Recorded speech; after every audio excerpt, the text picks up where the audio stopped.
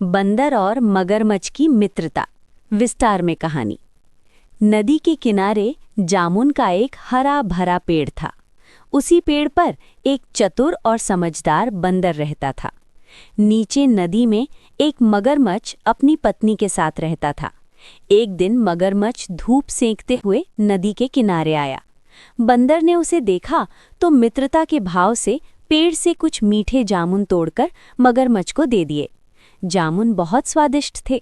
मगरमच्छ को बंदर का व्यवहार अच्छा लगा और धीरे धीरे दोनों में गहरी मित्रता हो गई। अब रोज बंदर मगरमच्छ को जामुन खिलाता और दोनों बैठकर बातें करते। मगरमच्छ शाम को कुछ जामुन अपनी पत्नी के लिए घर ले जाने लगा। मगरमच्छ की पत्नी को जामुन तो अच्छे लगे, लेकिन वो लालची और क्रूर थी।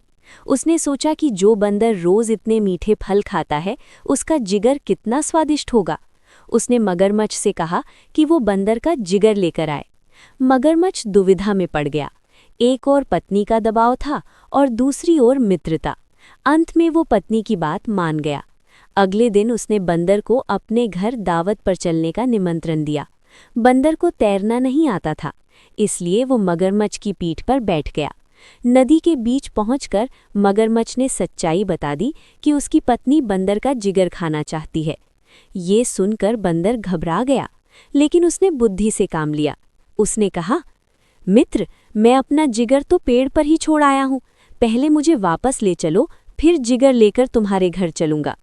मगरमच्छ उसकी बातों में आ गया और उसे वापस पेड़ के पास ले आया। जैसे ही किनारा आया, बंदर फुर्ती से पेड़ पर चढ़ गया और सुरक्षित हो गया। उसने मगरमच्छ को समझाया कि सच्चे मित्र को धोखा नहीं दिया जाता।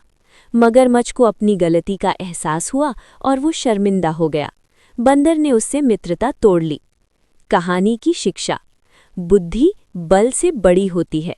संकट के समय समझदारी और सूझबूझ से ही जीवन की रक्षा होती है।